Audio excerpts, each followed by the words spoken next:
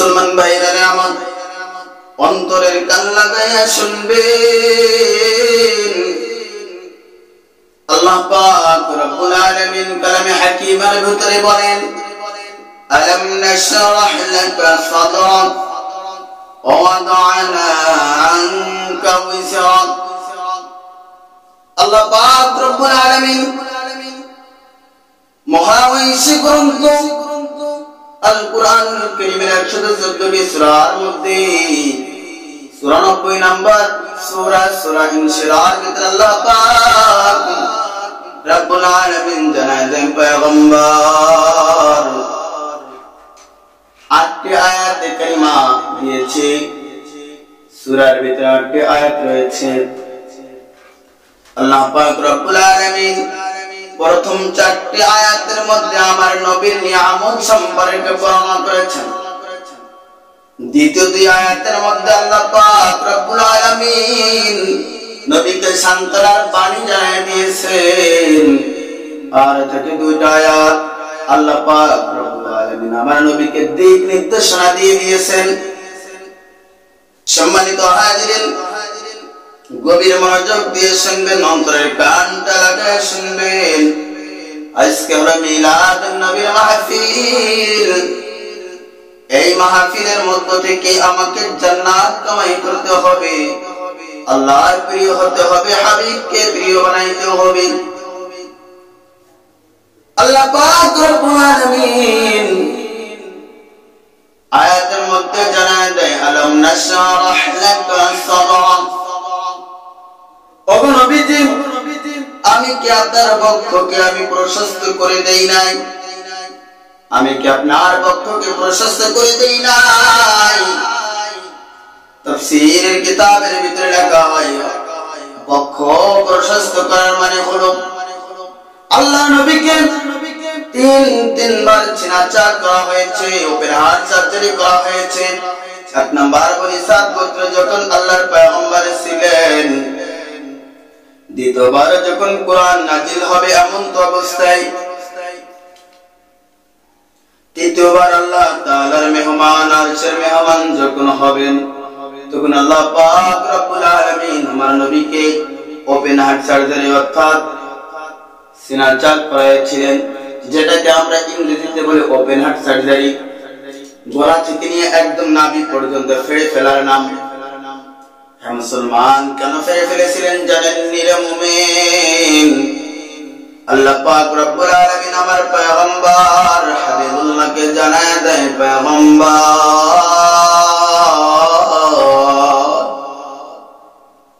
আমি আপনার বক্ষকে কেন প্রশস্ত করলাম জানেন এ পয়গম্বর আমি আপনার অন্তরের ভিতরে মোহাব্বত ভালোবাসা ঢুকায় দিলাম জ্ঞান এবং হিকমত ঢুকায় দিলাম এর নবীর আশিক মাদারীপুর জেলার মুসলমান অন্তরের কানটা লাগায় শুনো আমি তোমাদের ছোট ভাই আনসারী আজকে বাংলার জমিনে টেকনাফ থেকে তেতুলিয়া বায়ানের জগতে ঘুরি আজকে কত আশিক রাসূল দেখলাম কত নবী প্রেমিক দেখলাম আজকে আপনাদের মতন এমন নবী প্রেমিকার কোথায় কোনোদিন দেখি নাই নবীর প্রতি ভালোবাসা কেমন হবে রে মুমিন আল্লাহর পয়গম্বর সুন্নাত অন্তরে 3.5 হাত কোটির ভিতরে যারাই ঢুকাইতে পারে তারাই তো প্রকৃত আশিক রাসূল আজকে আশিক রাসূলের সাইনবোর্ড লাগাইয়া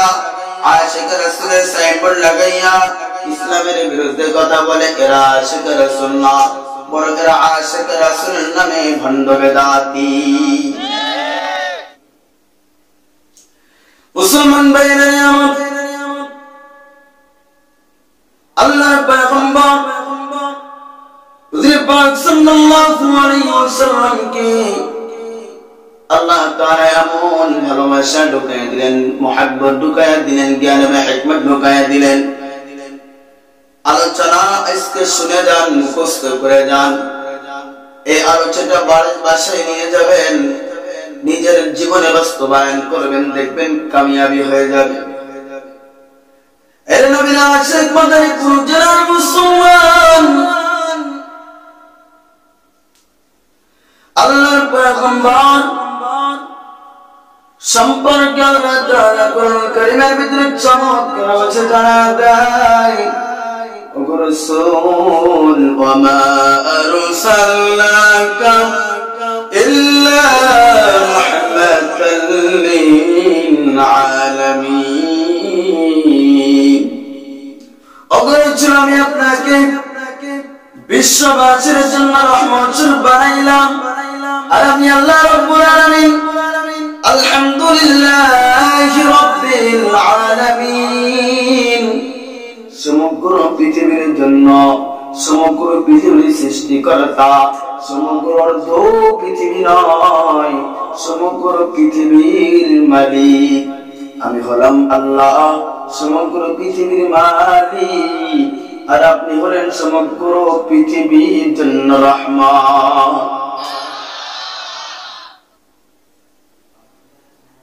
আল্লাহ তাআলা কেমন আশিক এরা নবীর উম্মতের দল নবী কেমন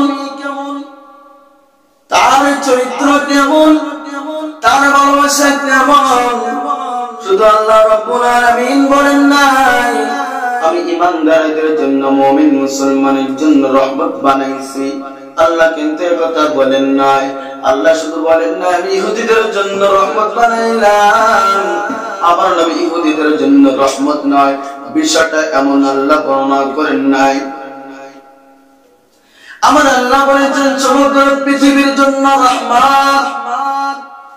কেমন রহমত একটা উপমা বা দৃষ্টান্ত দিলে খুব ভালোভাবে বুঝবেন রে মুসলমান। আজকের মাহফিল থেকে আলোচনা শুনে যাও অন্তরের কান্ডা লাগিয়ে শুনবা। এই মাদারীপুরের জমিন থেকে একটা হুঙ্কার দিবা একটা আওয়াজ দিবা বেদাতি ভণ্ড যারা আছে যারা ইসলামের বিরুদ্ধে কথা বলে ওলি আল্লাহকে মানে না ওলি আল্লাহর বিরুদ্ধে আচরণ করে মাজার ভাঙ্গে যারা এই সমস্ত বেদাতি ভণ্ডদের বিরুদ্ধে একটা হুঙ্কার দিবা। আল্লাহ পাক যদি তোমার হুঙ্কারের আওয়াজকে গ্রহণ করে নেয় আজকের মিলাদ মাহফিল সার্থক। মুসলমান ভাইরা আমরা যে কথা বলতেছিলাম দিলে ঘন্টা লাগায় শুনবেন। আল্লাহ রাব্বুল আলামিন শুধু মুসলমানদের জন্য রহমত হিসেবে নবীকে প্রেরণ করেন নাই। আমার আল্লাহ পাক রব্বুল আলামিন শুধু মুসলমানদের জন্য রহমত বানান নাই। আমার আল্লাহ রাব্বুল আলামিন ইহুদিদের জন্য আমার নবীকে রহমত বানাইছেন। গাছের জন্য নবী রহমত মাছের জন্য নবী রহমত সমগ্র পৃথিবীর জন্য আমার নবী রহমত। আল্লাহর পয়গম্বর একদিন রাস্তা দিয়ে হাঁটতেছেন প্রতিমধ্যে একটা লাশ নিয়ে যাইতেছেন। নবী বললেন লাশটাকে এখানে দাঁড় করাও। সাহাবায়ে কেরাম বললেন ইয়া রাসূলুল্লাহ ইয়া হাবিবাল্লাহ ইন্নাহু ইহুদি নিশ্চয় এটা ইহুদি লাশ। সাহাবায়ে কেরাম বললেন ইয়া রাসূলুল্লাহ নিশ্চয় এটা ইহুদি লাশ। আল্লাহর পয়গম্বর সাহাবাদের উদ্দেশ্য করে বললেন ও সাহাবায়ে কেরাম যদি ইহুদি তবুও তো এটা মানুষ। আল্লাহু আকবার। এটা হলো নবীর চরিত্র নবীর আখলাক নবীর ভদ্রতা নবীর ভালোবাসা। আজকে নবীর ভালোবাসার ওয়াজ করলে আমাদেরকে বেদাতি বলে গালি দেয়। আজকে আশিক রাসূলের খোরাক করে নবীর ভালোবাসা নবীর ওয়াজ শান। আজকে নবীর মুজিজার বয়ান করলে আমাদেরকে কত কথা বলে যতই আমাদের বিরোধিতা করবা কিছুই করতে পারবা না। মুসলমান ভাইরা আমার আরেকটি দৃষ্টান্ত দিলে খুব ভালোভাবে বুঝবেন আমার নবী কেমন রহমত। আল্লাহর পয়গম্বর মসজিদে নববীতে বসে এমন সময় এক ইহুদি এসে মসজিদে নববীতে পেশাব করলেন। আল্লাহর পয়গম্বর বসে আছে দেখতেছে সাহাবারাও দেখতেছে। হঠাৎ সাহাবায়ে কেরাম ক্ষিপ্ত হয়ে গেলেন নবীকে বললেন ইয়া রাসূলুল্লাহ আপনি একবার হুকুম করেন ইহুদির কল্লাটা দ্বিখণ্ডিত করে দেই। আল্লাহর পয়গম্বর বললেন চুপ থাকো বসে থাকো। এবার আল্লাহর পয়গম্বর ইহুদির কাছে যাইয়া বলে ইহুদি ভাই এটা পেশাব করার জায়গা না এটা হলো মুসলমানদের উপাসনালয়। এখানে মুসলমানরা আল্লাহর কদমে সিজদা দেয়, রোনাজারি করে, জিকির আজকার তাসবিহ তাহলিল পড়ে। এই ইহুদি ভাই, আপনি এখানে কি করলেন? ইহুদি নবীর আচার ব্যবহারে দেখে এবার নবীকে বললেন, আপনি কে? বলে, আমি মুসলমানদের বার্তাবাহক মুহাম্মদ সাল্লাল্লাহু আলাইহি ওয়াসাল্লাম। আল্লাহর পয়গম্বরকে উদ্দেশ্য করে বললেন, আপনি কি জন্য দুনিয়াতে প্রেরিত হয়েছেন? বলে, আমি এক ইসলাম তাওহীদের দাওয়াত দেওয়ার জন্য দুনিয়াতে এসেছি। বলেন, আপনি আর বসে থাকবেন না, আর বিলম্ব করবেন না। এটা যদি হয় মুসলমানদের নীতি, এটা যদি হয় মুসলমানদের কালচার, আর কাল বিলম্ব করবেন না, আমাকে পড়াই দেন মধুর কালেমা লা ইলাহা ইল্লাল্লাহু মুহাম্মাদুর রাসূলুল্লাহ। নবীর কালেমা পড়ে ইমানদার হয়ে গেলেন, মুসলমান হয়ে গেলেন। এই নবীর আশিক, নবীর ভালোবাসাতে এটাই ছিল নবীর ইমানদারদের এটা খোরাক হয়ে যাবে। আজকে ইসলামী মাহফিল যখন করি, দশমে জুলুস যখন করি, ঈদে মিলাদুন নবীর যখন মাহফিল করি, সিরাতুন নবীর মাহফিল করি, এক শ্রেণীর মানুষ যারা আছে তাদের আমাদেরকে বিরোধিতা করে মাহফিল করতে দেয় না, বাধা দেয়। আমাদের মানুষদেরকে ভুল বোঝায় তারা ফেলে দেয়। মুসলমান ভাইরা, আমার লম্বা আলোচনা করবো না, মেহমান চলে এসেছেন। মুসলমান অন্তরের কণ্ঠ লাগায় শুনে নাও, আজকে মাহফিলটা শেষ মাহফিল মনে করো। এবার আল্লাহ তাআলা দ্বিতীয় আয়াতে কারিমার ভিতরে জানায় দেন, ওয়াদা'না আনকা উজরাক। ওগো রাসূল, আমি কি আপনার মাথার উপর থেকে বোঝা কমায় দেয় নাই? ওগো রাসূল, আমি আপনার উপর থেকে কি গুনাহের বোঝা, পাপের বোঝা, চিন্তা ভাবনার বোঝা কি আমি ঝেড়ে ফেলে নাই, বানাইয়ে দেই নাই? আমাদের আহলুস সুন্নাত ওয়াল জামাতের একটা আকীদা হলো আল্লাহর নবীর কোনো গুনাহ নাই, নবীরা হলেন মাসুম, আর সাহাবায়ে কেরাম হলেন মাহফুজ। আল্লাহর নবী যারা দুনিয়াতে আগমন করেছেন, আল্লাহ যাদেরকে নবী বলে পাঠিয়েছেন, এরা আমাদের ইবনের মুসলমান, সুন্নি মুসলমান ভাইরা, দিনের কান্ড লাগায় শুনবা।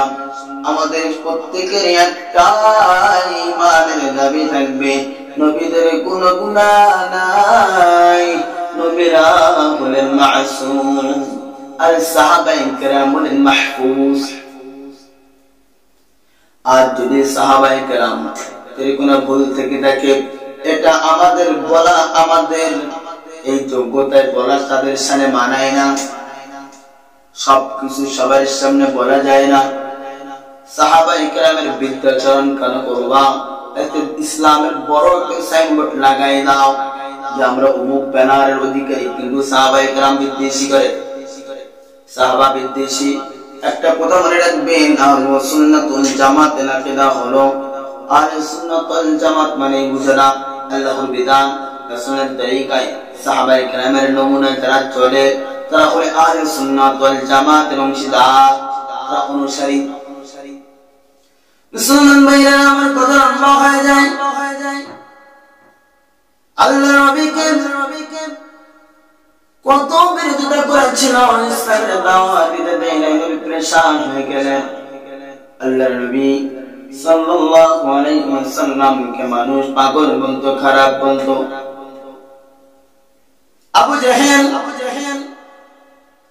হাজির মুসলিম আল্লাহর পয়গম্বর সম্পর্কে হাদিস থেকে জানিয়ে দেয়, হে মক্কার লোকেরা,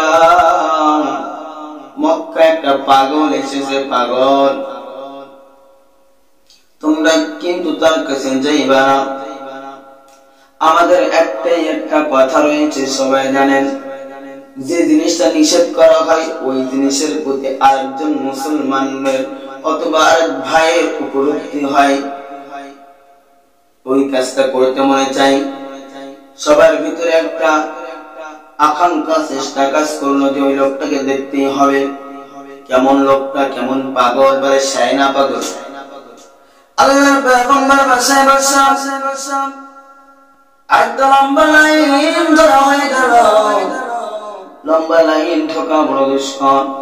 আল্লাহর পয়গম্বরকে হাদিসে আমরা দেখতে যাই, আল্লাহ তাআলা নবীকে জানায় দেয়, পয়গম্বর আপনি কোনো পেরেশানি থাকবেন না, কোনো চিন্তা করবেন না, কোনো পেরেশানিযুক্ত কাজ করবেন না। আল্লাহ রাব্বুল আলামিন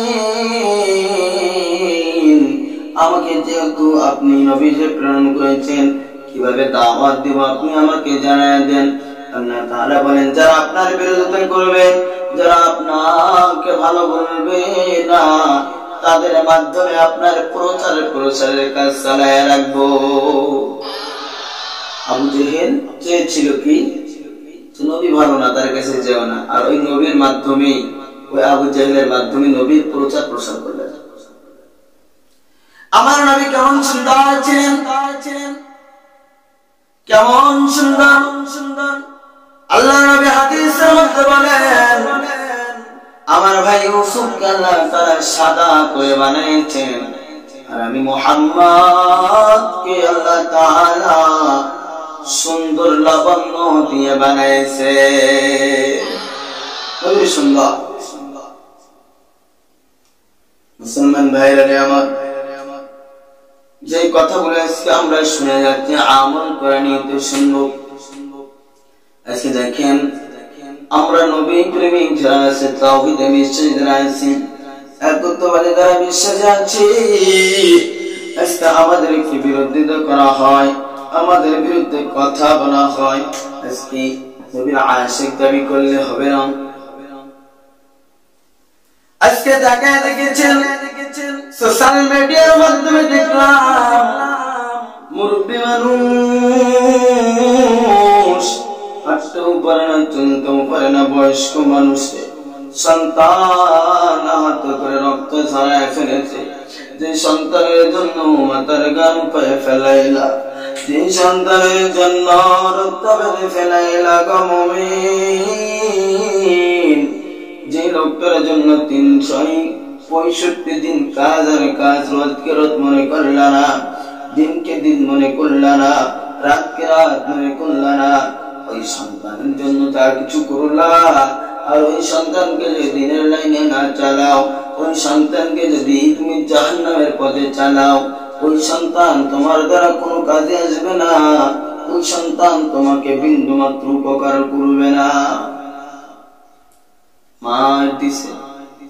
মুসলমান, আপনি যদি ভিডিওটা দেখেন চোখের পানি রাখতে পারবেন না। মুসলমান, এখনই আমাদের সন্তানকে ইসলামী জ্ঞান শিক্ষা দিতে হবে।